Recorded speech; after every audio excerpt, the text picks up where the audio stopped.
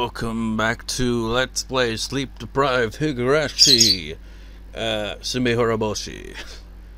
I don't know if I even got any sleep, to be honest. We're back to freaking insomnia, are we? Freaking cat was in my room at the bottom of the bed, and he wouldn't move. And you know that kind of thing when it comes to cats. It's like if a cat's sitting on your lap or sitting next to you or anything, you do not disrupt the lazy cat that refuses to move. You don't go, move, damn it! You just allow them to just lie there, taking up valuable space. As I try to sleep, he literally chooses the center of the fucking bed at the bottom, making it so I have to awkwardly lie to the side further than usual. No room, no space, and I don't know how much sleep I got. All because of a cat. A old lazy cat. I don't think I got much sleep, essentially. So I'm a bit sleep deprived. So I remember vaguely where we left off. I'm uploading the previous part to today's recording, and don't know how I go about that. I'd be freaking knackered by then probably. But anyways, previous part with like Keiichi met Rena outside his house in the middle of the night. Rena was all like, I've got a plan, I'm going to put an end to this, I'm going to stop the conspiracy thing. And Keiichi's like, yeah, you do that, I can't really persuade you otherwise right now, so just go with it. And here we are the previous day with Keiichi and Mion walking to school. Walking with only Mion to school made me miss Rena a lot. What's wrong, Kei-chan? Why are you looking around? What? Oh, nothing. It was the same old path to school, but I felt nervous for some reason. I wonder what Rena meant when she said she was going to win a come-from-behind victory last night. I couldn't stop feeling like something dangerous was going to happen. Don't foreshadow anything, Keiichi. I mean, I know that's kind of how plot works in stories, you know? Just like the kind of foreshadow thing is where they just like have a moment where they're like, gee, I hope something. It's just like what, and like Keiichi was all like, and Rena, I think. I can't remember the start of this route all that well. Sleep deprived doesn't help with that. But I do recall them being all like, oh, I hope these happy days continue forever. You know, the fact that they kept freaking specifically thinking shit like that is just like, oh, shit's gonna hit the fan because you're clearly making it obvious there. I mean, it's obvious anyway, really. It's fucking Higurashi. What do you expect? Like in the first arc, it maybe comes as a bit of a shocker, you know, when shit actually hits the fan. Because that's the first one, but if you're familiar with the series, it's not as surprising because you know shit's gonna hit the fan, you just don't know when. Or how. Well, you probably do know when. It's usually around the time of the Watanagatsu Festival. That's usually when it happens, but there's bits in between. It's like, again, this is the answer arc to Onikakushi, the first question arc, and in that one we had moments like where Keiichi was like looking for treasure with Rena at the trash site, and he came across that newspaper clipping of the dam's construction site murder, and he's just like, oh, creepy. But it wasn't full in with all that, was it? But anyways, I'm rambling off topic. Rena thought Mion was one of her enemies. She could be lying in wait to attack Mion with a knife. Well, a hatchet, more likely, really. Don't worry, Rena isn't going to do something as rash as that.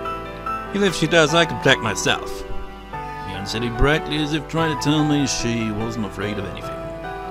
But I couldn't be optimistic like her, because I knew exactly what Rena was going through. Rena must be determined by now, and she probably wouldn't mind dying fighting against Mion if she wasn't going to win anyway. Of course, that didn't mean she was definitely going to take violent action. But I couldn't deny the possibility either. This old man is more concerned about the reason why Rena went crazy all of a sudden. Was there any reason? I remembered the tragedy. I couldn't remember what made the world go crazy. Well, first we'll see Keiichi try to remember it. But I remembered we got lost in that awfully scary world. Started with small things, and those small things continue to pile up one after another. Yeah, that's how it always works, isn't it? It's like Onikakushi, I think he's reflecting on Onikakushi because he's saying, like, that awfully scary world. He's got that odd memory that he shouldn't have of Onikakushi, which is a different world scenario thing. But he kind of has the memory of it. And that pretty much went like that. It was small bit after small bit, and they just kept piling on like he's worded it there. And eventually, shit just escalated to the ultimates in, you know, tragedy.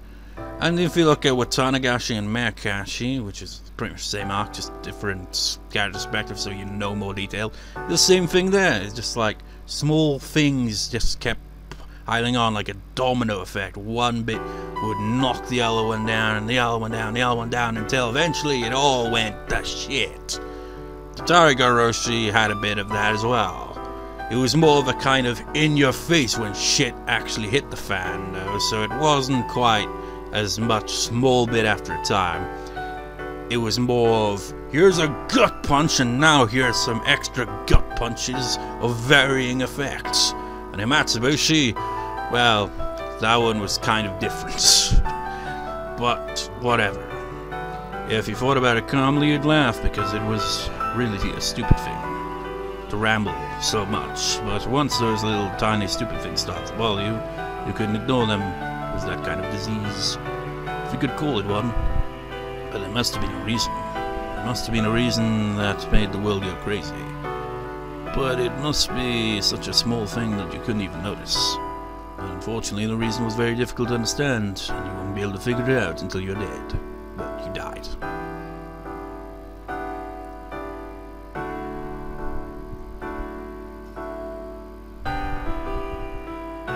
Okay, that is Mion. I have a relative who is a doctor. He said that if you have a tumor in a specific part of your brain, it can change your personality, make you a totally different person.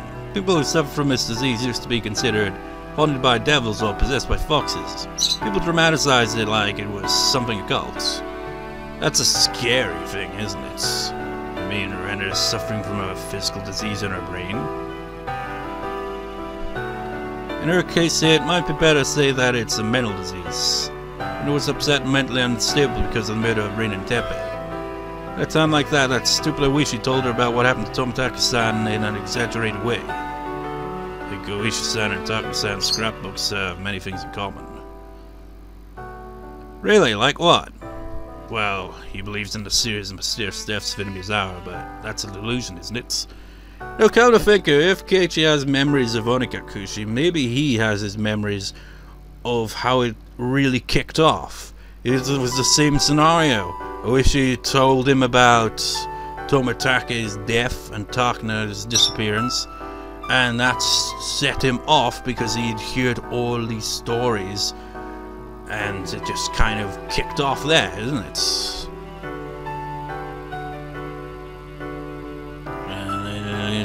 I mean, something actually did happen for 5 years in a row. Did I read the bit? Well, he believes in a series of mysterious deaths in him, but that's a delusion, isn't it? But I think there's no series of murders in the first place. It was true that the mysterious incidents happened 5 years in a row, but they were each solved individually. It was the same as past you didn't need to talk about. Well, he said, just like the way he worded it though, he's like, oh, there were no deaths. Well, he said mysterious deaths, to be fair. But, you know, it's like, they keep recapping it, but it's just like, there was the damn foreman, and who was the second one, actually? I think the second one might have been Satoko's parents. Third one, I think, was Rika's parents, and the one after that was the aunt and Satoshi disappearing. I think that was it. Oh yeah, because this will be the 5th year, right? So yeah, I think that was the order it went in. It's like, they kind of have an explanation to it, but they have an air of mystery to them, where it's like, we don't have the full picture here. We thought of them as a series of mysterious deaths, which is why we thought something was going to happen this year too. Well, something did, so how'd you explain that, Keiichi? Did I read the previous line? So, yeah. It led us to think that there was a conspiracy and that the Sonozaki family was behind it. We connect those things to the series of mysterious deaths, but we shouldn't do that in the first place. Just like I tried to keep my distance from Rena when I found out about her dark past. Wasn't everybody trying to keep their distance from the dark past of Mizawa? Dr. Sen's scrapbooks are a good example. She dramatized both recent incidents and old cruel history. And she made feasible stories out of them, saying that the Sonozaki family was behind it all. Chie-San did the same thing too. Well, he's got a personal kind of, is there vendetta, is that the word I'm looking for? Against the Sonozaki family, because if you saw Himatsubushi, he was friends with the dam foreman, so he's kind of like taking this whole thing very personally and seriously. He was so convinced that the Sonozaki family was behind it all that he was making him interpret things the wrong way. In that sense, we could say Chie-Sen believed in the same delusions as Rena. I think the Sonozaki family is partially accountable for that because you guys act like you're behind it every time something happens. In this village, people think it's doing to the Sonozaki family whenever something strange happens. It's like a magic word that makes everything settle down. It's like those people who say they can explain all the phenomena in the world with plasma. Well, and what's that supposed to mean? Are you saying all of this is the Sonozaki family's fault? Exactly, it's all your fault, so I'll call you Plasma Mion from now on. Ha! That sounds like a wrestler's name. Well, I like professional wrestlers. Hey, Kei-chan, do you know what abnormal stretching is? Watch out, Keiichi. Stop, I don't want to wrestle with you in this freaking hot weather. Oh, that hurts! Ah, stop! Is the abnormal stretch that one where they, like, take your arm, just, like, place it around them, and just stretch the fuck out of it? Ah!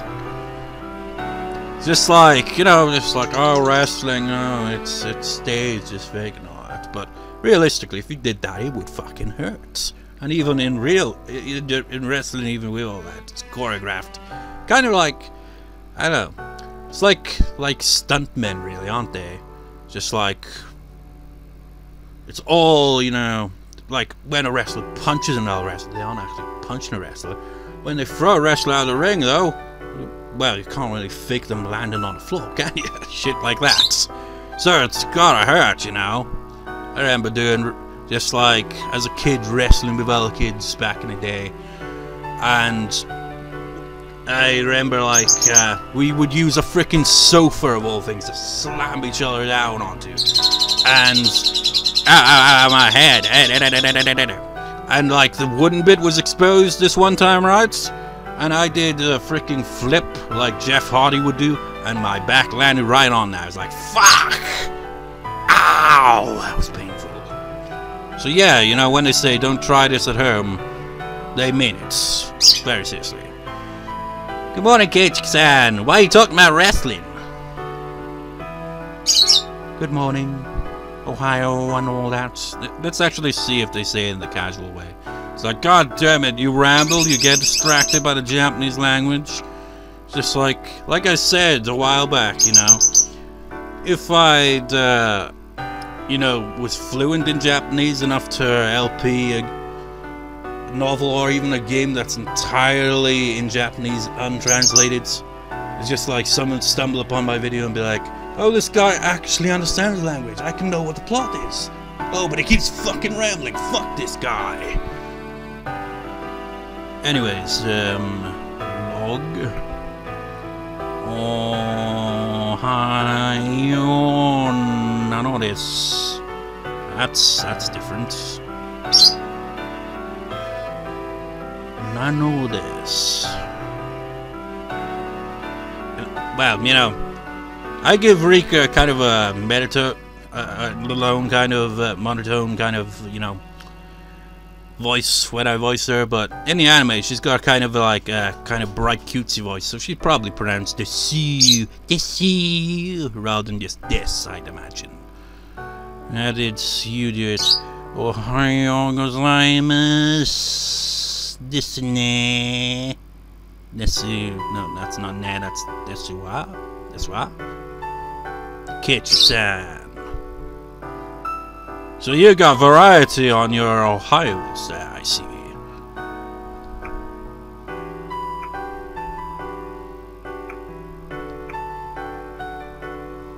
Satoko and Rika looked a little sad when they saw only the two of us. The three of us came to school together like always, they would have been really happy.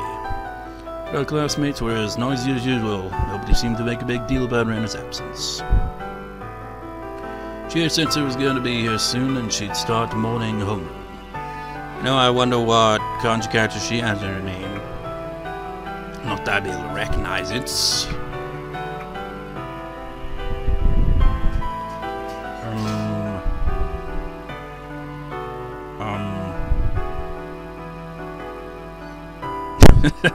Just like, yeah, we got like 4 kanji characters. Is there like her name is in there as well as, you know, teacher, which is sensei? The sensei probably does have 2 kanji characters as well.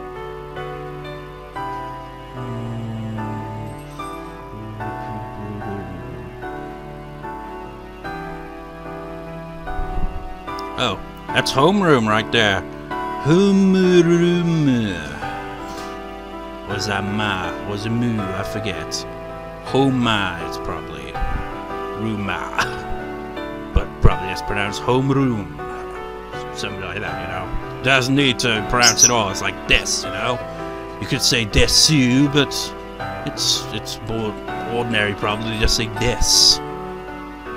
Anyways, back to plots.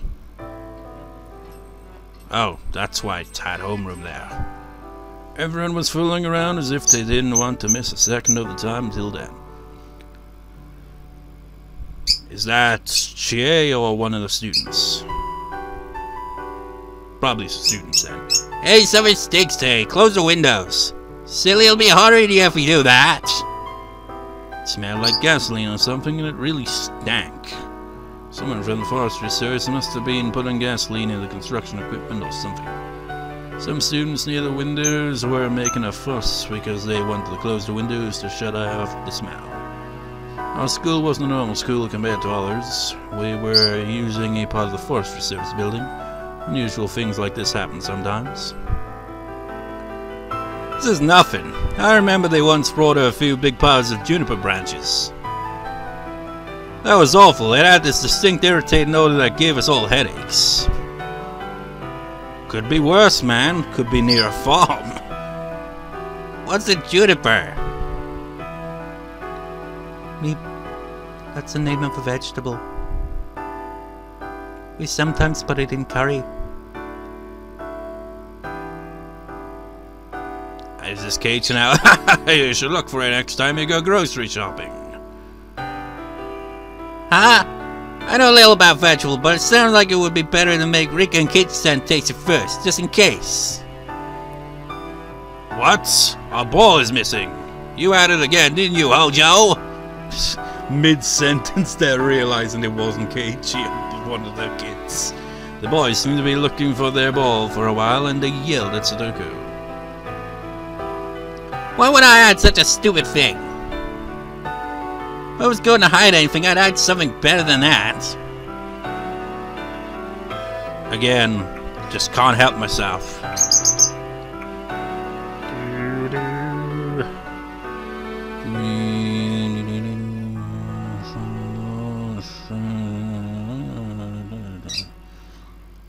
I don't know why I look for it every time. Just like, you know, stupid Baka and all that, you know, shit like that. But it's gotta have a kanji character. Which is weird, because my dictionary has it, but it doesn't have the kanji character. Just like, why? Just why? Speaking of why, we haven't got a word of the day. It's like, oh god damn it, just get to the bloody plot. Let's actually look for stupid in here, see if he actually does have a kanji character and I've just overlooked it this whole time. It's not there. It's like you got it for silly as well, Bakana, but no kanji.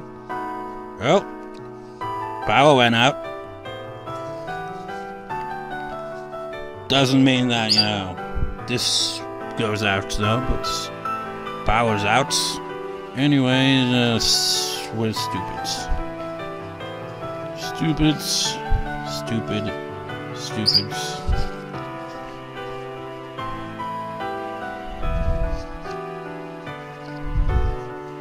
Stupid is just Bakana as well. Just reusing the same thing but not showing a kanji character or variations. How about for the word of the day we'll have... Fuck it, street, Michi. Back to the blocks. Hey, Chie-Sensei's coming. Everyone take a seat. Hello everyone, I see the power's out. It makes things sound awkward for me because my fan is so distinctly loud that without it being on, oh wait, power's back on. It makes everything sound a lot louder. Get to your seats.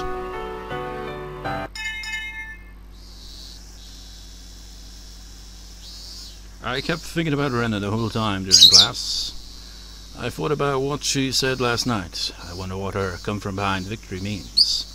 According to Takuma-san's delusion, the masterminds behind the bioterrorism were the three families and a group of fanatical believers that controlled those three. In other words, the Sonozaki family. What could Rena do alone against them? Mion lived with her grandmother, the leader of the Sonozaki family. There were only two of them in the house. It was possible that Rena would try to break into their house with a knife. But I'd already come up with that possibility last night. That's why I called Mion and warned her. On the way to school this morning, Mion told me that some bodyguards from the corps had been at her house since this morning. She told me she'd be guarded herself too. There was a black car parked near the school gate. They must have been the bodyguards.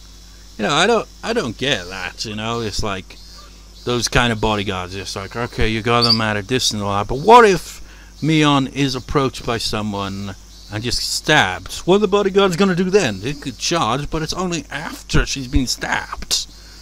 It kind of feels a little ineffective, if you ask me. But according to Darkness Parasite theory, the battle wouldn't end just by attacking the leader of the Sonozaki family. According to the delusion she believes in, the conditions of her victory were more complicated than that.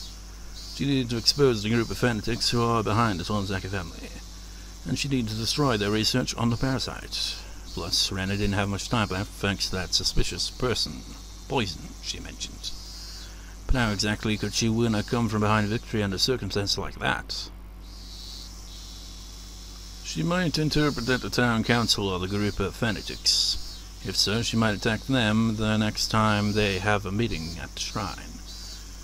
The town council meets once a month at most. It would be hard to believe that they were holding a meeting today. She probably thought the place research on the parasite is the Irie clinic. Rena suspecting that there was something fishy about the clinic from the beginning. And that suspicion must have changed to certainty in her head by now. Did that mean she was going to attack the clinic? This wasn't like an action movie. What could she do all by herself? Was she going to start a fire? No, that'd be pointless. In order to expose the conspiracy, she'd have to get proof that they were actually studying the parasite. Was she going to break into the clinic and get questionable, weird samples? Last problem of all was how much time she had left.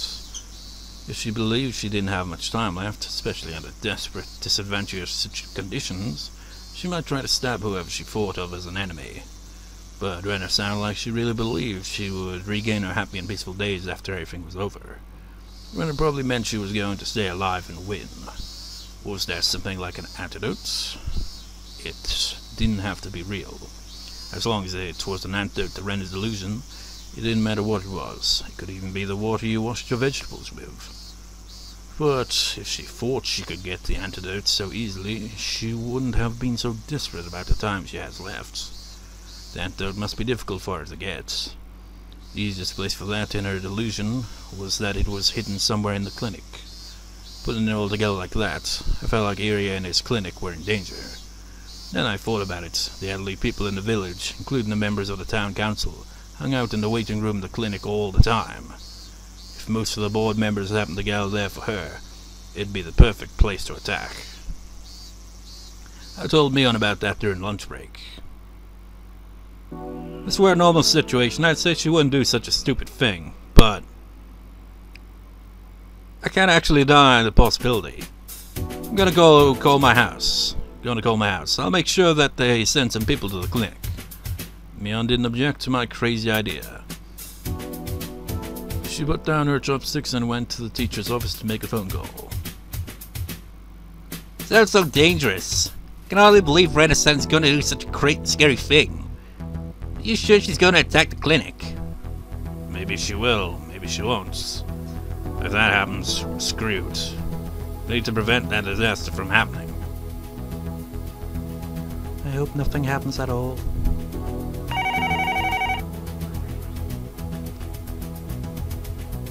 Okay, I'll send 2 of our subordinates to the clinic.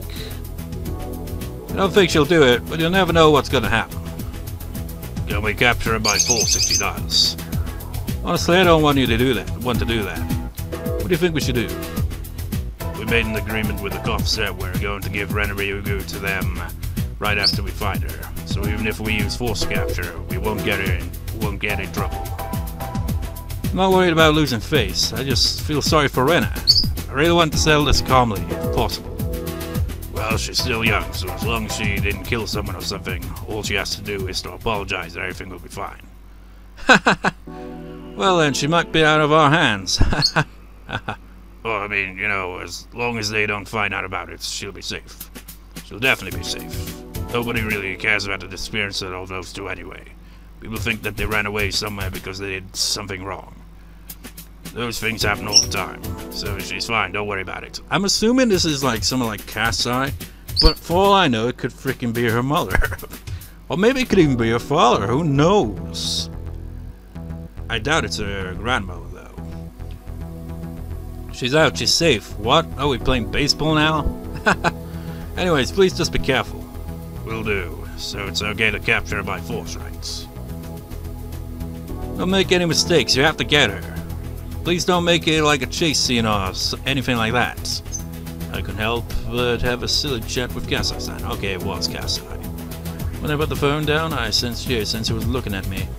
No wonder she had been able to hear the conversation clearly in this tiny room. Chie-Sensei put her spoon down and with a sad look on her face, she asked the following. Were you talking about Ryugu-san? Yes. Sonozaki-san, do you know why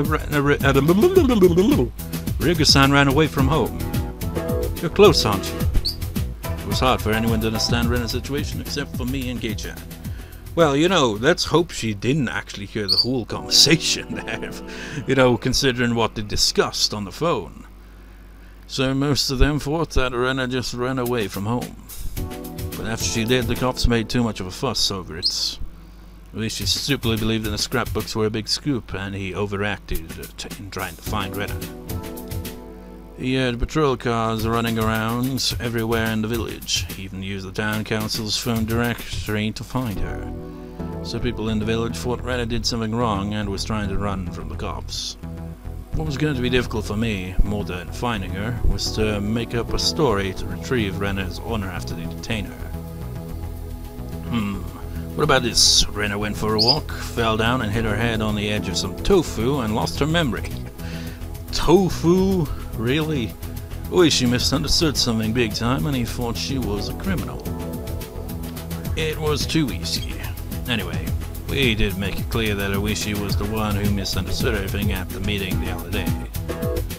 I had to make the best use of his name while he was feeling down for once. You know, just now realizing, but this is Mion's perspective. We don't see that all that often, if at all. What I'd have to do was to not make a big deal about the situation. create an environment that allowed Rena to forget everything that happened in order to get her life back again, to get her as soon as possible. Everything's gonna be fine, Chie-Sensei. Rena is a little sick right now, that's all. That cop somehow made a lovely mistake and got things twisted around. I don't believe that Rena did something wrong and that she's trying to run from the police to you. Of course not, but making her family worry by running away from home isn't a good thing to do either. She had a fight with her father and she ran away from home for a little while.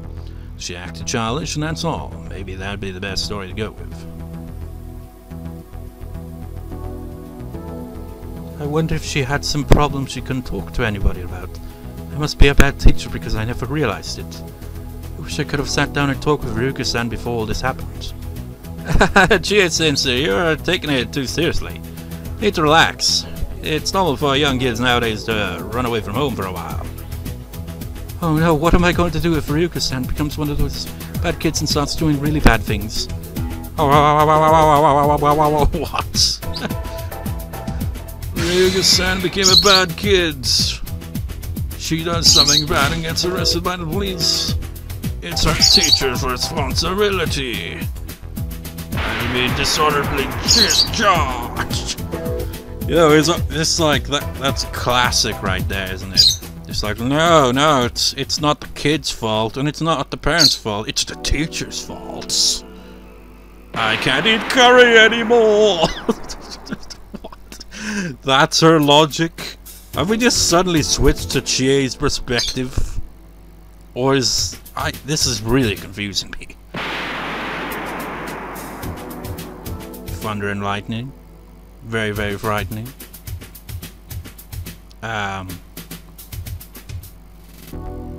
Yes?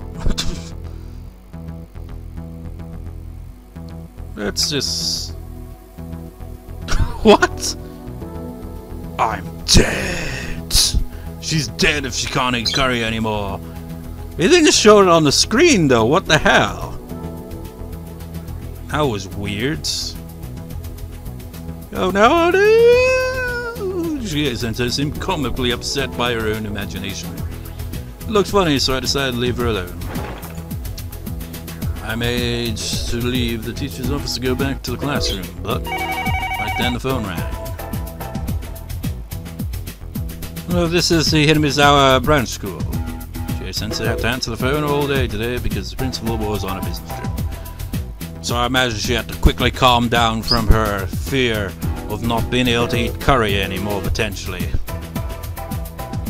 Just like, she cares about the well-being of her students, but she also cares deeply about, you know, keeping her job so that she can eat curry, because if she didn't have the job, she wouldn't be able to eat curry, because she wouldn't be able to afford curry. The horrors. I exited to the hallway. Then I heard the tone of her voice change. What? Where are you right now? What? I yelled and looked back at her. It was probably Rena. She called the school. Did she really? Well, my legs hurt, so that's gonna be a cliffhanger. Is Rena on the phone? Where is she if she is? Where is she in general? What's going on? Find out next time. I shall see you next time, viewers. See you next time.